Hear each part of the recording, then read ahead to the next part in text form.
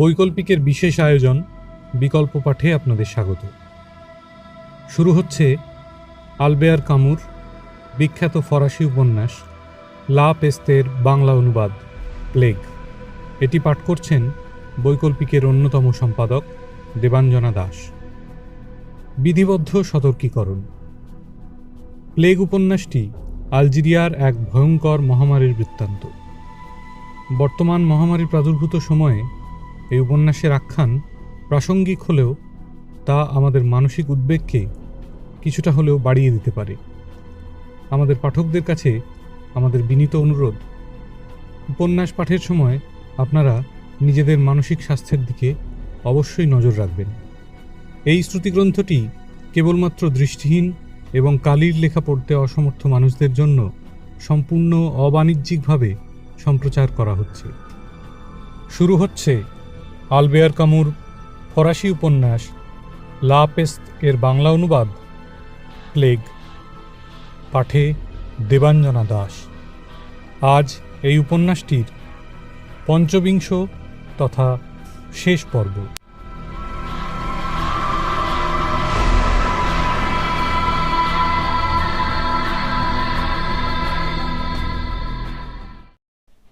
বৈকল্পিকের YouTube চ্যানেলে আমরা পড়ে শোনাচ্ছিলাম আলবেয়ার কামুর উপন্যাস প্লেগ। আমরা উপন্যাস পাঠের শেষ পর্যায়ে এসে পৌঁছেছি। আজ অন্তিম পর্ব। অন্তিম পর্ব শুরু করার আগে পাঠক বন্ধুদের জন্য কিছু কথা।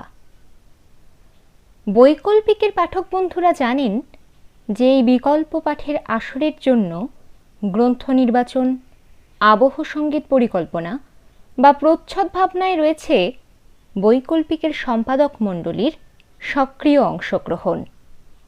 কিন্তু যিনি শ্রুতিগ্রন্থ নির্মাণের মতো সবচেয়ে কঠিন কাজটি অসীম ধৈর্য ও নিষ্ঠার সঙ্গে প্রতিদিন হাসি মুখে করে গেছেন, তিনি শুক্লাদি, যাদবপুর ইউনিভার্সিটি অ্যাক্সেসিবল লাইব্রেরির শুক্লা রায়।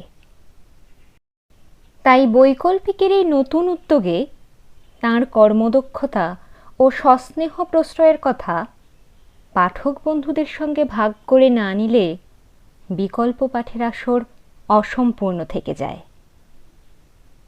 চলুন তাহলে আমরা আবার ফিরে যাই পাঠের আসরে। শুরু করছি আলবেয়ার কামুর বিখ্যাত উপন্যাস লা পেস্তের বাংলা অনুবাদ প্লেগ। আজ পঞ্চবিংশতি পর্ব। পঞ্চম পরিচ্ছেদ 4। শেষ পর্যন্ত ফেব্রুয়ারির এক সুন্দর প্রভাতে নগরের তোরণগুলি খোলা হল।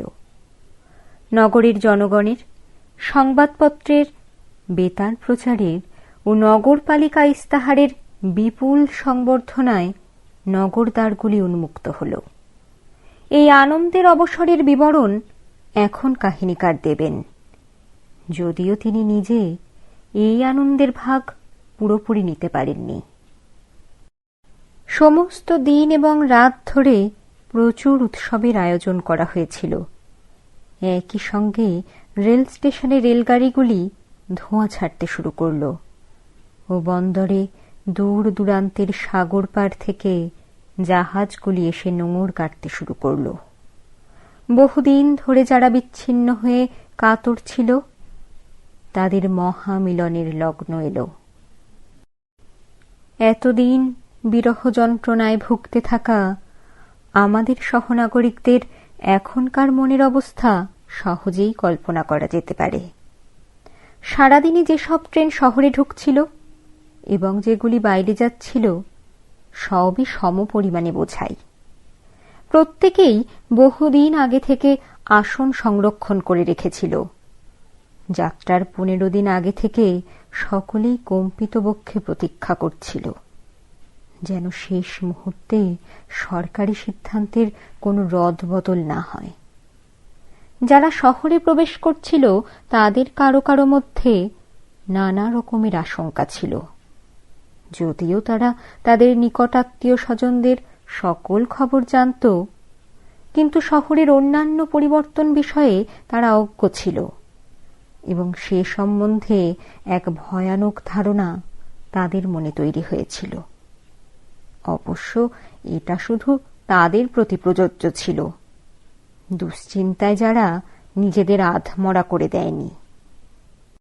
প্রেমিকগণ তাদের অনুক্ষণের চিন্তায় গ্রস্ত ছিলেন। তাদের কাছে শুধু একটি জিনিসের পরিবর্তন হয়েছিল। এতদিনের নির্বাসনের সময়ে তারা চেয়েছিল সময় আরও শীঘ্র কাটুক, তাদের বিরহের অবসান ত্বরান্বিত হোক। আর এখন যখন থেকে তাদের শহর দৃষ্টিগোচর হল, তারা চাইল সময় যেন একটু ধীর গতিতে চলে, আর মিলনের লগ্ন যেন শেষ না হয়। যখন ট্রেন স্টেশনে ঢুকছিল এবং গতি কমিয়ে দিয়েছিল, এই রকমই ছিল তাদের মনোভাব। একাধারে তীব্র ও অস্পষ্ট এই অনুভূতি প্রেমের জন্য অবসিত জীবনের এই মাসগুলিতে ওদের মনে এক বিভ্রান্ত চাহিদার জন্ম দেয়। ওরা চায় এখন এই মিলনের দিনগুলিতে সময় যেন অপেক্ষার দিনগুলিতে যেমন চলছিল তার থেকে 2 গুণ স্লথ গতিতে চলে। আর যারা তাদের জন্য বাড়িতে বা প্ল্যাটফর্মে অপেক্ষা করছে, এদের মধ্যে আছে রাবার, যার স্ত্রী ঠিক সময় মতো খবর পেয়ে গিয়েছিল এবং প্রথম ট্রেন ধরে আসছে। তারা যেন একই রকম দুশ্চিন্তা ও অধীরতায় ভোগে, কারণ এই প্রেম, এই অনুরাগকে প্লেগের মাসগুলি বিমূর্ততায় পরিণত করে তুলেছিল। রাবার কম্পিত বক্ষে দাঁড়িয়েছিল। যে রক্তমাংসের শরীর সেই প্রেমকে জন্ম দিয়েছিল, তার মুখোমুখি হবার জন্য। প্লেগের শুরুতে যেমন শহর থেকে বেরিয়ে প্রেমিকার সন্ধানে যেতে চেয়েছিল, সেরকম যদি এখন এক ছুটে যেতে পারত খুব ভালো হতো, রাবার ভাবে। কিন্তু রাবার জানে তা হবার নয়। ও বদলে গেছে। প্লেগ ওর মধ্যে এক উদাসীনতা এনে দিয়েছে। শত চেষ্টা করেও যাকেও পরাভূত করতে পারবে না। এক মুখ ভীতির মতো, যা ওকে সর্বক্ষণ জড়িয়ে আছে। একদিক দিয়ে দেখতে গেলে ও ভাবে প্লেগ খুব আচম্বিতে শেষ হয়েছে, ওকে তৈরি হবার সময় দেয়নি। সুখ যেন হঠাৎই খুব তাড়াতাড়ি এসে পড়েছে। ঘটনা ঘটছে আশা করার আগেই। রাবার্ট জানে একসাথেও সব ফিরে পাবে। সুখ একসাথে এসে সব জ্বালিয়ে দেবে। ধীরে সুস্থে উপভোগ করবার সময় পাওয়া যাবে না। অন্য সকলেও মোটামুটিভাবে রাবারের মতোই ভাবছিল। তাদের সম্বন্ধে এখন বলা প্রয়োজন। এই রেলের প্ল্যাটফর্মে সবাই মিলিত হয়েছে তাদের ব্যক্তিগত জীবনযাত্রা আবার শুরু করবার জন্য, কিন্তু তাদের গোষ্ঠী মানসিকতাও অটুট ছিল এবং পরস্পরের প্রতি অভিনন্দন ও হাসি বিনিময় করে তারা সেই মানসিকতার পরিচয় দিচ্ছিল। যেইমাত্র তারা রেলগাড়ির ধোঁয়া দেখতে পেল, তাদের মন থেকে নির্বাসনের সব স্মৃতি মুছে গেল। এক সর্বগ্রাসী বিহ্বল আনন্দের ঢেউয়ে ওরা ভেসে গেল। ট্রেন থামার পর দীর্ঘ বিরহের দিনগুলি, যা অনেক সময়ই এই স্টেশন থেকেই শুরু হয়েছিল, এক মুহূর্তেই হঠাৎ শেষ হয়ে গেল। অসীম আগ্রহে 2টি বাহু এক শরীরকে জড়িয়ে ধরল, যে শরীরের চেহারা সে প্রায় ভুলতে বসেছিল। রাবার ভালো করে দেখতেও পেল না সে চেহারা, যখন সে দৌড়ে এসে তার বুকের উপর ঝাঁপিয়ে পড়ল। ওকে ওর বাহুর মধ্যে জড়িয়ে ধরে মাথাটা বুকের মধ্যে গোঁজা। শুধু পরিচিত চুলগুলি ছাড়া আর কিছুই দেখা যাচ্ছে না। রাবারের চোখ থেকে জল গড়িয়ে পড়তে লাগল। সে অশ্রু কি সুখের না বহুদিনের অবদমিত দুঃখের, তা রাবার জানে না। রাবার এও জানে না যে মুখটি ওর বুকের মধ্যে গোঁজা সে কি সেই মুখ যা এতদিন ধরে ও স্বপ্নে দেখেছে, অথবা কোনো অপরিচিত মুখ। পরে এই সন্দেহের নিরসন হবে। এখনকার মতো রাবার অন্য সকলের মতোই বিশ্বাস করছে যে প্লেগের আসা যাওয়ায় মানুষের হৃদয়ের কোনো পরিবর্তন হয় না। জড়াজড়ি করে সকলেই যে যার বাসায় গেল। দুনিয়ায় আর কোনো দিকে ওদের নজর নেই। এমনকি এই ট্রেনে ফিরে যারা কাউকে পেল না, এবং বাড়ি ফিরে যারা খারাপ খবর শুনবে, তাদের কথা ওরা চিন্তা করে না। সব দুঃখ ওরা ভুলে গেছে। প্লেগের উপর ওদের বিজয় হয়েছে। অপরপক্ষে যারা ফিরে এসে শুধু দুঃখকেই সঙ্গী হিসেবে পেল, এক নতুন দুঃখ, যে দুঃখকে সাথী করে ওদের সারা জীবন কাটাতে হবে। বাড়ি ফেরার পর প্রিয়জনকে হারানোর এই দুঃখ ওদের পক্ষে এক চরমতম দুঃখ হয়ে রইল। যাদের কেউ হারিয়েছে মাকে, কেউ স্বামীকে, কেউ বা প্রেমিককে, যাদের শরীর এখন এক নামহীন গহ্বরে এক প্রস্থ কলি চুনের নিচে, অথবা শহরের চুল্লিতে এক ভস্ম স্তূপের মধ্যে রয়েছে, এদের কাছে প্লেগই সর্বশেষ সত্য হয়ে রইল। কিন্তু কার সময় আছে এই দুঃখীদের সমব্যথী হবার? দুপুরে মাঝ গগনের সূর্য যখন সকালের ঠান্ডা হাওয়াকে অপসারিত করেছে, এক অবিচল উজ্জ্বল আলো সারা শহরকে ধুয়ে দিচ্ছে, তখন যেন দিন থেমে গেছে। পাহাড়ের উপরের কেল্লা থেকে নীল আকাশের নিচে অবিরত তোপ ধ্বনি করা হচ্ছে। সমস্ত শহর রাস্তায় বেরিয়ে পড়েছে এই জনসমুদ্রের উৎসবে যোগ দেবার জন্য। কষ্টের দিন শেষ হয়েছে, কিন্তু ভোলবার দিন এখনো শুরু হয়নি। রাস্তায় চত্বরগুলিতে সকলে নাচছে। গত 24 ঘন্টার মধ্যে গাড়ির সংখ্যা প্রচণ্ড বেড়ে গেছে।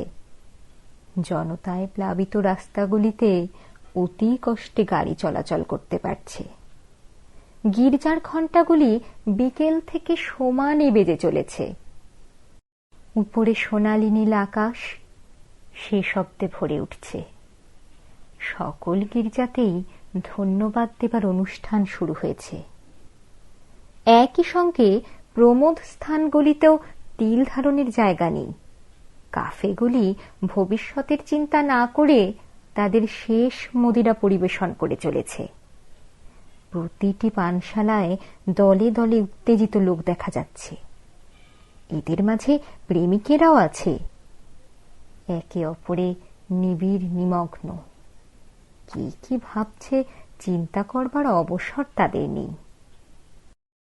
সকলেই হাসছে বা চেঁচাচ্ছে। জীবনের দীপকে মৃদু শিখায় জ্বালিয়ে যে শক্তিকে এতদিন তারা জমিয়ে রেখেছিল, তা আজ এই পুনর্জীবনের লগ্নে সব একই সঙ্গে তারা খরচ করতে চায়। আসল জীবন সকল বাধা নিষেধ সমেত তো পরদিন থেকে শুরু হবে। এখন সকল স্তরের মানুষ একসঙ্গে চলেছে, কাঁধে কাঁধ ঘষে।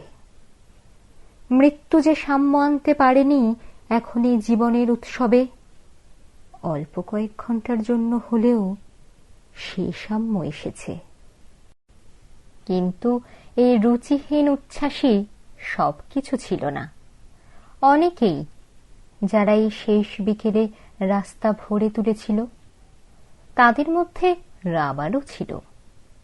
এক শান্ত সমাহিত ভঙ্গিতে তাদের এই নতুন স্নিগ্ধ আনন্দ উপভোগ করছিল। বহু দম্পতি, বহু পরিবারকে শান্ত পথচারীর মতোই দেখাচ্ছিল। আসলে তারা অনেকেই এক পবিত্র তীর্থযাত্রায় বেরিয়েছিল। সেই জায়গাগুলিতে যাচ্ছিল যেখানে তাদের আগের কষ্টের স্মৃতি রয়েছে। যারা ফিরে এসেছে তাদের দেখাচ্ছে সেই সব স্থান যেখানে প্লেগ কোনো ভয়ানক বা কোনো অস্পষ্ট কীর্তির নিদর্শন রেখে গেছে। কখনো বা তারা গাইডের কাজ করছে, তারা প্রত্যক্ষদর্শী, সব দুর্দিনের মধ্যে দিয়ে গেছে। সেই সব বিপদের দিনের কথা অবাধে বলে চলেছে, বলছে মনে কোনো ভীতি না জাগিয়ে। এই আনন্দের অনুভূতিগুলি ছিল সূক্ষ্ম, নির্দোষ। অপরপক্ষে যখন এক প্রেমিক তার প্রেমিকাকে কোনোখানে নিয়ে গিয়ে বলছে, এই সব জায়গা, একদিন এখানে তোমার কথা খুব মনে হয়েছিল, কিন্তু তুমি তখন আমার পাশে ছিলে না। এই সব দম্পতির সফর ছিল অনেক আবেগপূর্ণ, অনেক কোমল আকুতিতে ভরা। এই সব আবেগে ভরা ভ্রমণকারীদের সহজেই চেনা যাচ্ছিল। তারা কানে কানে ফিসফিস করে কথা বলছিল, এই উদ্দাম কলরোলের মধ্যেও শান্তভাবে বিচরণ করছিল। শহরের চৌমাথায় যে ব্যান্ড বাজাচ্ছিল তারা নয়, এরাই সঠিক মুক্তির বাণী বহন করছিল। এই পুলকিত দম্পতিরা একে অপরের গা ঘেঁষে প্রায় নির্বাক এই কোলাহলের মধ্যে ঘোষণা করছিল যে প্লেগ পরাজিত হয়েছে, বিভীষিকার সময় শেষ হয়েছে। সমস্ত প্রমাণ থাকা সত্ত্বেও শান্তভাবে ওরা অস্বীকার করছিল যে আমরা কখনো এমন সময়ের মধ্য দিয়ে গিয়েছি যখন মানুষ মাছির মতো মারা গেছে। অস্বীকার করছিল এই নির্ভুল নৃশংসতা, এই কলিত উন্মত্ততা, এই কারাবাস, যা নিয়ে এসেছিল এক বিভীষিকাপূর্ণ স্বাধীনতা, যা এখনকার নয়, এখানকার নয়। অস্বীকার করছিল এই মৃতদেহের পুতিগন্ধ, যা যাদের মারতে পারেনি তাদের অবশ করে দিয়েছে। আসলে ওরা অস্বীকার করছিল আমরা এই সমস্ত বিমূঢ় জনগণের মধ্যে ছিলাম, যাদের এক অংশ প্রতিদিন চুল্লির গহ্বরে নিক্ষিপ্ত হয়ে তৈলাক্ত ধূম হয়ে বাষ্পীভূত হয়েছে, আর এক অংশ ভয় ও অক্ষমতার শৃঙ্খলে জড়িত হয়ে তাদের পালার প্রতীক্ষা করেছে।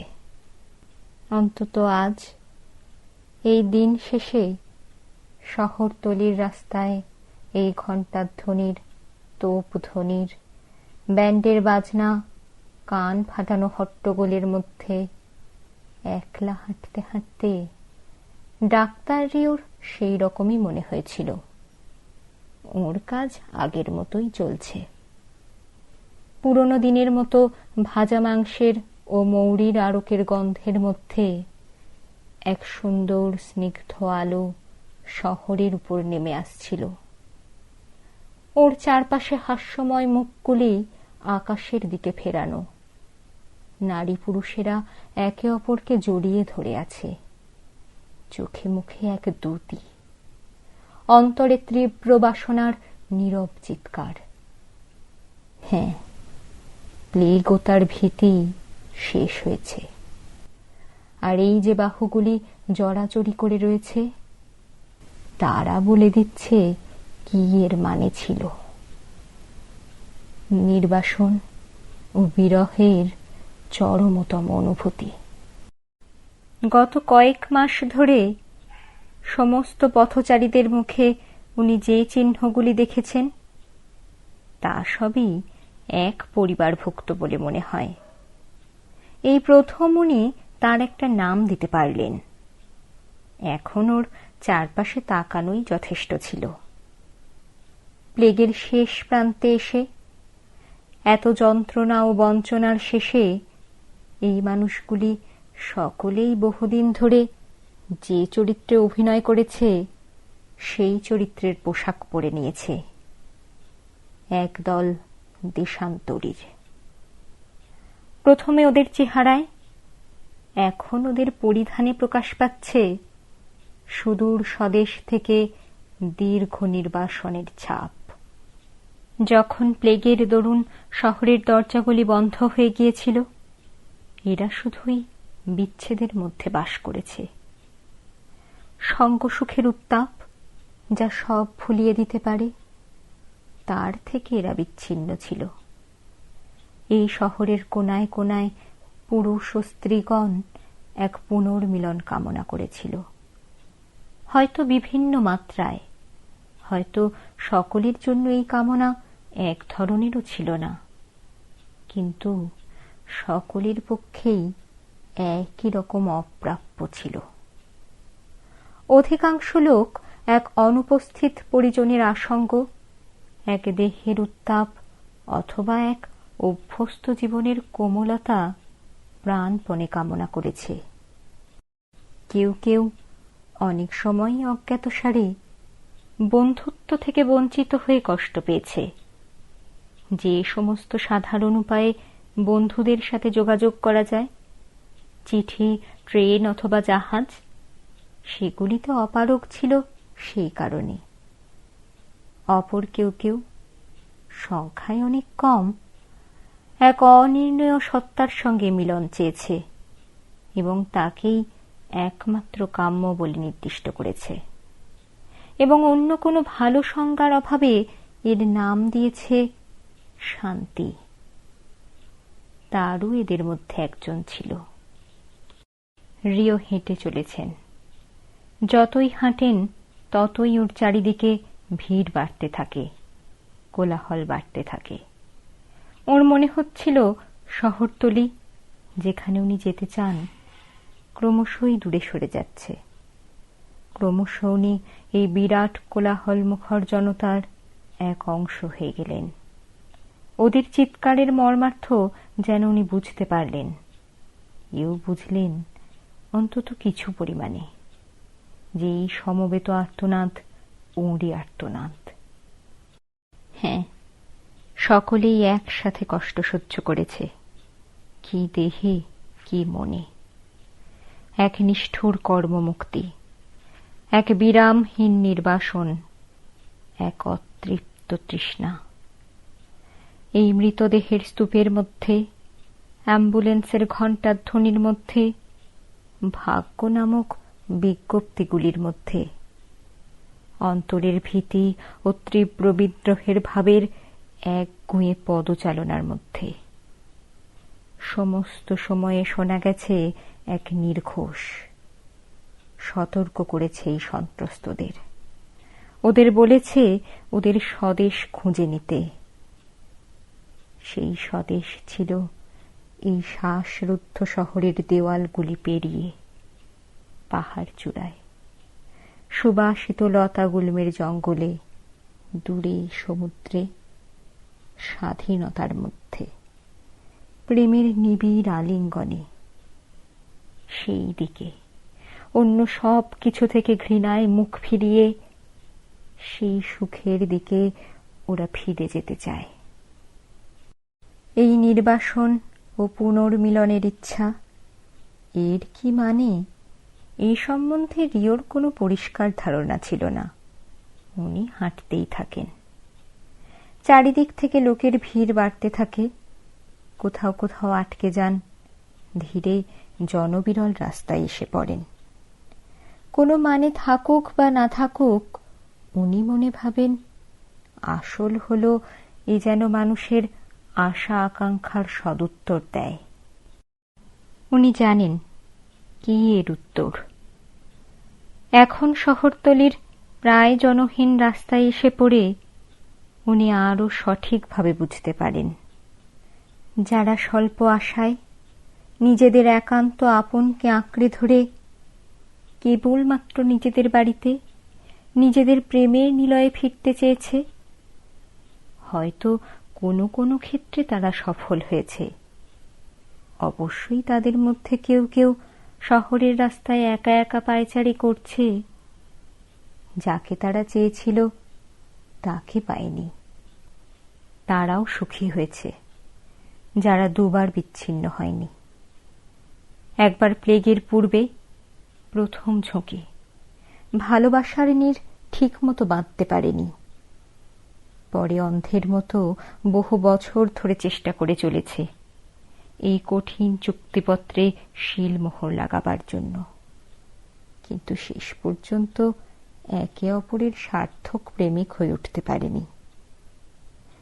এরা, রিও তাদের মধ্যে একজন, ভেবেছে সময়ে সব ঠিক হয়ে যাবে। এখন চিরকালের জন্য বিচ্ছিন্ন হয়ে গেছে।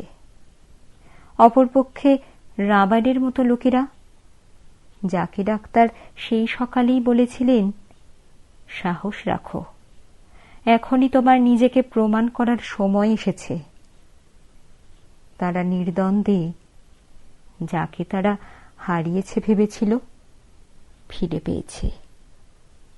এরা সুখী থাকবে অন্তত কিছু সময়ের জন্য। এরা এখন জেনেছে যে যা সব সময়ে চাওয়া হয় আর কখনো কখনো পাওয়া যায়, তা হলো মানুষই প্রেম। আর অন্য সকলে যারা এর উপর দিয়ে কিছু চেয়েছে, কি চেয়েছে নিজেরাই জানে না। এরা কোনো জবাব পায়নি। তারও হয়তো সেই দুর্লভ শান্তি যার কথা সে বলতো পেয়েছিল, কিন্তু পেল মৃত্যুর পর, যখনই তার কোনো কাজেই লাগলো না। অপরপক্ষে অন্যদের, যাদের রিও দেখতে পাচ্ছেন এই পড়ন্ত বিকেলের আলোয় নিজেদের বাড়ির চৌকাঠে দাঁড়িয়ে একে অপরকে সমস্ত শক্তি দিয়ে আলিঙ্গন করছে, চোখে এক অপূর্ব দ্যুতি নিয়ে, তারা যা চেয়েছিল তাই পেয়েছে।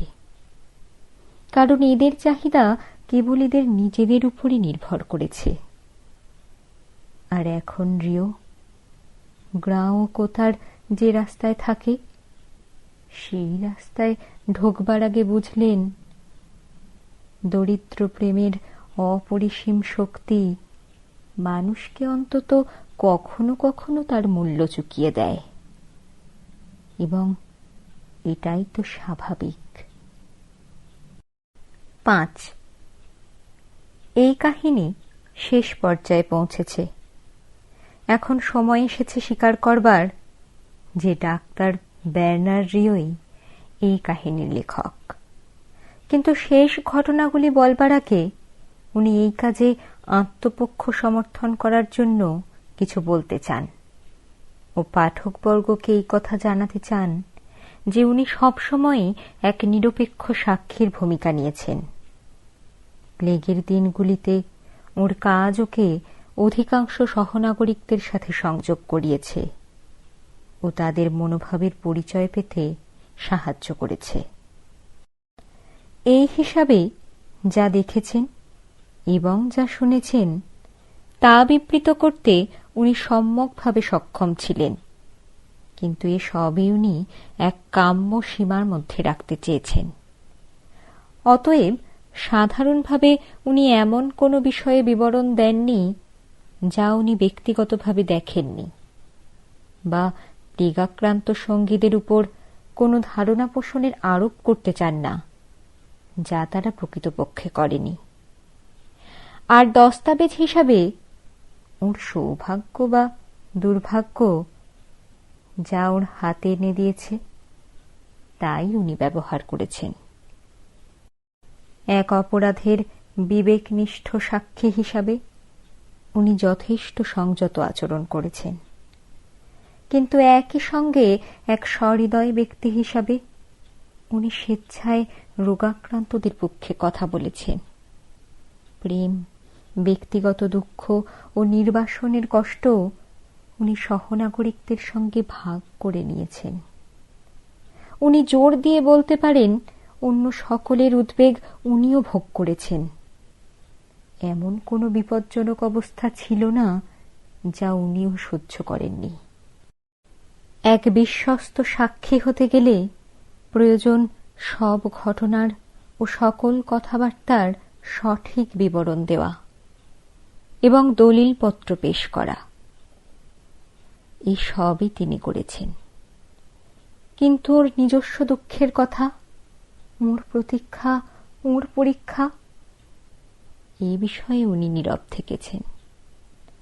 যদি কখনো বা নিজের বিষয়ে বলে থাকেন, তা অন্যদের কষ্টের উপর আলোকপাতের জন্য ও তাদের কষ্ট আরো ভালোভাবে বুঝতে পারার জন্য। কারণ অধিকাংশ সময়ই সহনাগরিকদের কষ্টের অনুভূতিগুলি ছিল বিশৃঙ্খল। নিজেকে এইভাবে সংযত রাখতে ওকে বিশেষ বেগ পেতে হয়নি। কারণ যখনই উনি নিজস্ব স্বর এই হাজারো প্লেগাক্রান্তের স্বরে মেলাতে গেছেন, উনি দেখেছেন ওদের প্রতিটি ব্যথা বেদনা ওর নিজস্ব ব্যথা বেদনার সঙ্গে একাত্ম। আর যেহেতু দুনিয়ার সকল ব্যথা বড়ই নিঃসঙ্গ, উনি একাই সকলের হয়ে বলতে পেরেছেন। কিন্তু একজন নাগরিক এদের থেকে আলাদা ছিল। ডাক্তার রিও এর হয়ে কিছু বলতে পারেননি। এর বিষয়ে তারও একদিন রিওকে বলেছিল, ওর আসল অপরাধ হল যা পুরুষ, নারী ও শিশুদের হত্যা করে, তাকেও অন্তর থেকে অনুমোদন করেছিল। বাদবাকি আমি বুঝতে পারি, কিন্তু এই জন্য আমি ওকে মাফ করতে বাধ্য।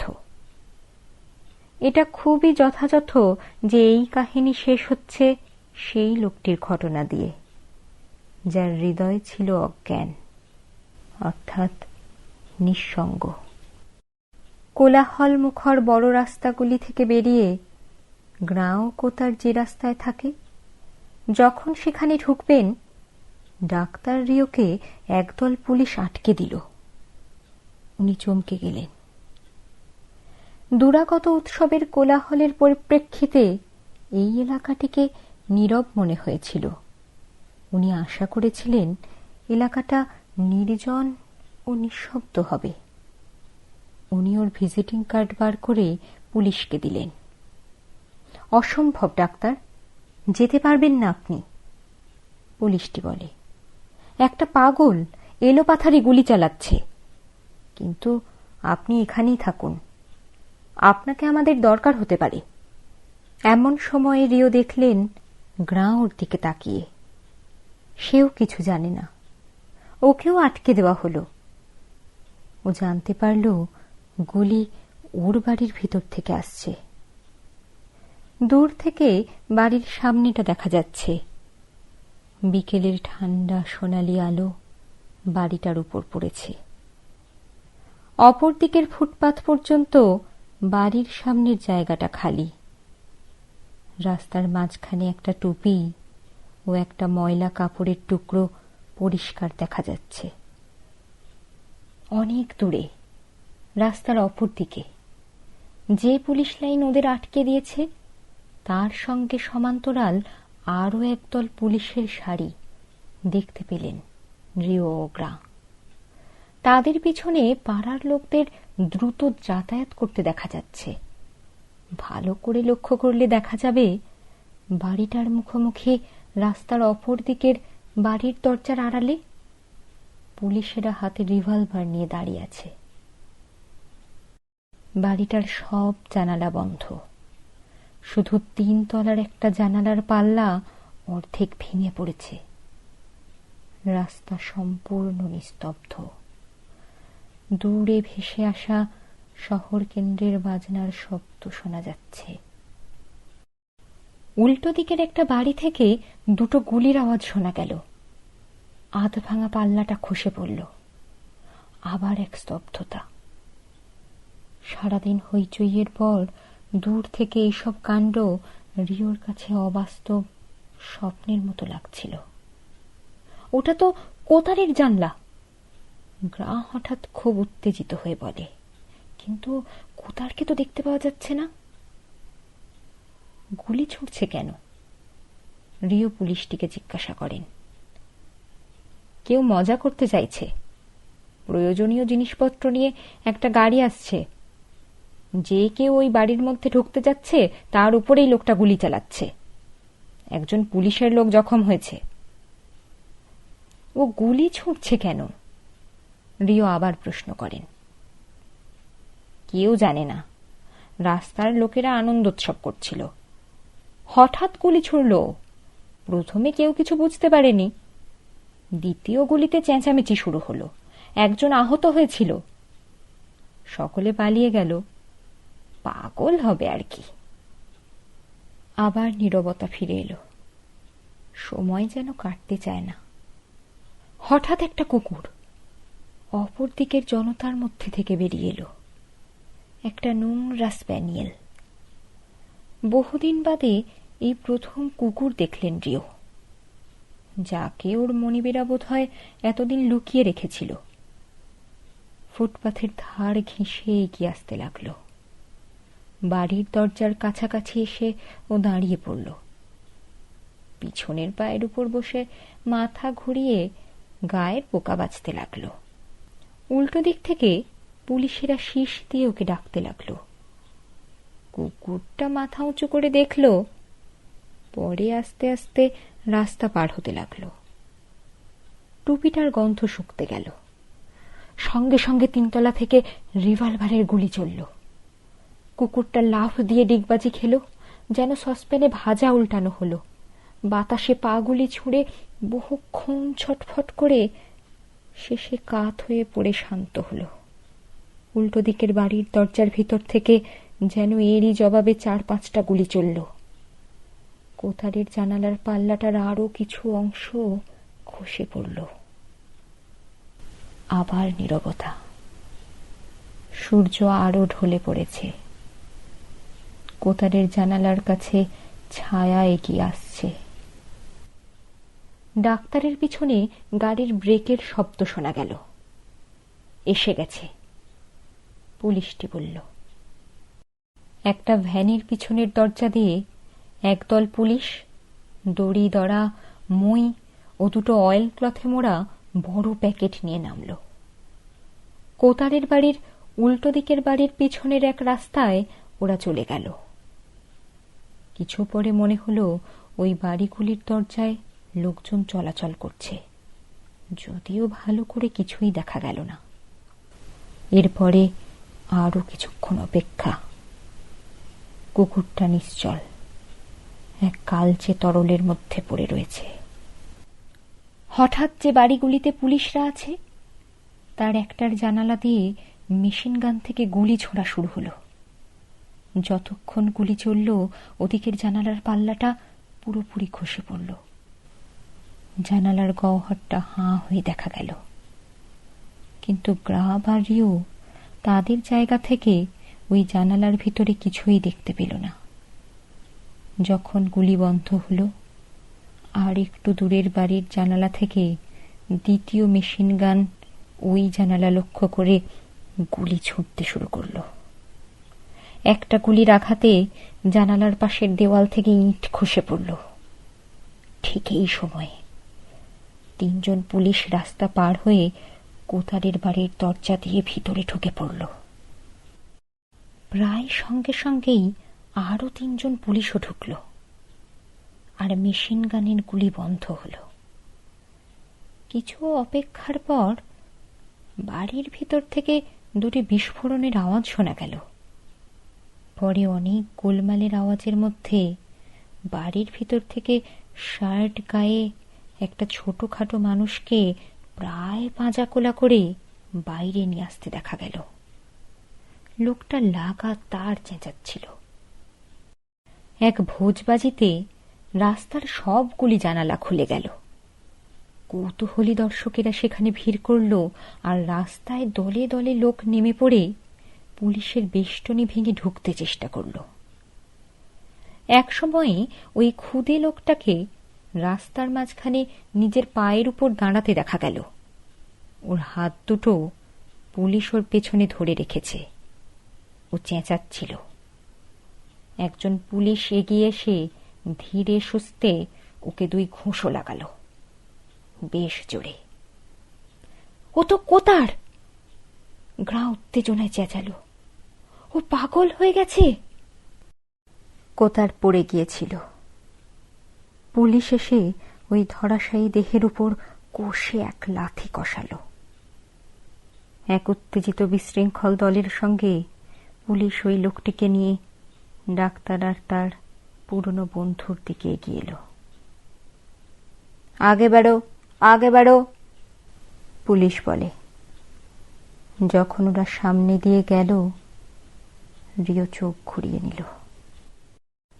যখন ডাক্তার গ্রাঁয়ের কাছ থেকে বিদায় নিলেন, সন্ধ্যা ঘন হয়ে আসছে। এই এলাকাটি, যা সাধারণত শান্তিপূর্ণ, যেন ঘুমন্ত থাকে, যেন এই গণ্ডগোলে জেগে উঠেছে। উল্লসিত লোকের ভিড়ে রাস্তা আবার জমজমাট হয়ে উঠেছে। বাড়ির নিচে গ্রাঁ বিদায় নিল ডাক্তারের কাছে। ও এখন কাজ শুরু করবে। সিঁড়ি দিয়ে উঠবার মুখে গ্রাঁ বলে, ও জানকে চিঠি লিখেছে, আর এখনো অনেকটা স্বস্তি বোধ করছে। ওর বাক্যটিও নতুন ভাবে শুরু করেছে। সব বিশেষণ বাদ দিয়েছি, ও বলে। এক চতুর হাসি এনে টুপিটা নামিয়ে প্রথাগতভাবে ও রিওকে অভিবাদন জানায়। কিন্তু রিও কোতারের কথা ভাবছিলেন। উনি হাঁপানি রোগের বাড়ির দিকে রওনা হন। কোতারের মুখটিকে বিকৃত করে দেওয়া ঘুষি দুটোর চাপা আওয়াজ তখনও তার কানে বাজছিল। যখন রিও বুড়োর বাড়ি পৌঁছলেন, গাঢ় আঁধার আকাশ ছেয়েছে। ঘরের ভিতর থেকে দূরের আনন্দ ধ্বনি শোনা যাচ্ছে। বুড়ো যথারীতি মোটর টানা চালাচালি করছে। ওরা তো আনন্দ করবেই, সব রকম লোক নিয়েই তো দুনিয়া। আর তোমার সহকর্মী, তার কি খবর ডাক্তার? বিস্ফোরণের আওয়াজ ঘরের ভিতর অবধি আসছে। কিন্তু সে নির্দোষ বাজি। বাচ্চারা পটকা ফাটাচ্ছে। মারা গেছে, বুড়োর বুকে টেথোস্কোপ লাগিয়ে ডাক্তার বলেন। ও তাই নাকি? বুড়ো একটু বিব্রত হয়ে পড়ে। প্লেগে, ডাক্তার যোগ করেন। হ্যাঁ, ভালো লোকেরাই চলে যায়। একটু থেমেও বলে, এই তো জীবন। কিন্তু ও একজন সাচ্চা লোক ছিল। এ কথা বললেন কেন? স্টেথোস্কোপ ব্যাগের মধ্যে ঢোকাতে ঢোকাতে ডাক্তার বলেন। এমনি, বুড়ো বলে। অকারণে কোনো কথাও বলতো না। আমার ওকে ভালো লেগেছিল। এই তো হলো ব্যাপার। সকলে বলছে প্লেগের আক্রমণ হয়েছে। ওরা হয়তো সবাই খেতাব আশা করবে, কিন্তু সত্যি বলুন তো, কি মানের প্লেগ? এ তো জীবনই, ব্যাস, আর কিছু নয়। নিয়ম করে ভেবারটা নেবেন, রিও বলেন। হো, কিছু চিন্তা করো না ডাক্তার, এ বুড়ো হাড়ে এখনো অনেক জান আছে। বাকি সবাইকে কবরে পাঠিয়ে তবে আমি মরব। বাঁচতে জানি আমি। দূরে বিজয়োল্লাসের চিৎকার শোনা গেল, যেন এরই জবাবে। ডাক্তার ঘরের মাঝামাঝি গিয়ে থমকে দাঁড়ালেন। যদি ছাদে একটু যাই, আপনার কি অসুবিধা হবে? মোটেই না। উপরে গিয়ে ওদের দেখতে চান, তাই না? কিন্তু ওরা সবসময়ই একই রকম। রিও সিঁড়ির দিকে এগোলেন। ডাক্তার, শুনছি ওরা নাকি প্লেগের মৃতদের উদ্দেশ্যে এক স্মৃতিসৌধ বানাবে। কাগজে তো তাই বলছে, এক স্মৃতিস্তম্ভ বা একটা ফলক। জানতাম। তারপর বক্তৃতা হবে। খ্যাঁক খ্যাঁক করে হেসে বৃদ্ধ বলে, আমি তো পরিষ্কার শুনতে পাচ্ছি, যারা জীবন উৎসর্গ করেছেন এরপরেই ওরা গিয়ে গিলতে শুরু করবে। রিও উপরে উঠতে থাকেন। বিশাল শীতের আকাশ বাড়িগুলির উপরে ঝিকমিক করছে। পাহাড়ের উপর আকাশে তারাগুলি চকমকে পাথরের মতো কঠিন। এই রাতের সঙ্গে সে রাতের, যখন উনি আর তারু প্লেগকে ভুলতে এখানে এসেছিলেন, বিশেষ তফাৎ নেই। শুধু আজ সমুদ্র যেন আরো বেশি গর্জন করে পাথরের গায়ে ধাক্কা দিচ্ছে। বাতাস নিথর ও নির্মল। সেই শরতের উষ্ণ বাতাসের গন্ধ এখন নেই। ঢেউয়ের শব্দের মতো শহর থেকে জনরব এই বাড়ির নিচ পর্যন্ত এসে পৌঁছচ্ছে। কিন্তু আজকের রাত মুক্তির রাত, বিদ্রোহের রাত নয়। দূরে লালচে আলোর আভাসে শহরের আলোকিত রাজপথের ও চত্বরগুলির অবস্থান বোঝা যাচ্ছে। এই রাতে নবলব্ধ স্বাধীনতার সীমাহীন বাসনার নির্ঘোষ রিওর কাছে এসে পৌঁছচ্ছে। অন্ধকার বন্দর থেকে প্রথম হাউইবাজি ছাড়া হল। সরকারি আনন্দানুষ্ঠানের অঙ্গ। সমর্থনে সারা শহর থেকে এক চাপা আনন্দধ্বনি শোনা গেল। কোতার, তারু এবং আরো অনেকে, যাদের রিও ভালোবেসেছেন এবং হারিয়েছেন, সব মৃতেরা, সব অপরাধীরা আজ বিস্মৃত হয়েছে। বৃদ্ধ ঠিকই বলেছিল, মানুষেরা সব সময় একই রকম। কিন্তু এই তো ছিল তাদের শক্তি, তাদের নিষ্কলুষতা, যা সকল ব্যাখ্যার ঊর্ধ্বে গিয়ে রিওকে তাদের সঙ্গে একাত্ম করেছিল। উল্লাসের চিৎকার শক্তিতে ও স্থায়িত্বে দ্বিগুণ হতে থাকে। এই ছাদের নিচ পর্যন্ত এসে সরাসরি আঘাত করে। সাথে সাথে আকাশে নানা রঙের ফুলঝুরি বিস্তার বাড়তেই থাকে। ডাক্তার রিও যে কাহিনী এখানে শেষ হল তা লিপিবদ্ধ করবার সিদ্ধান্ত নেন। চুপ করে না থেকে তিনি সেই সব প্লেগ আক্রান্তদের পক্ষে সাক্ষী দিতে চান। তাদের প্রতি অবিচার ও হিংসার কাহিনীর এক লিখিত বিবরণ তিনি রেখে যেতে চান।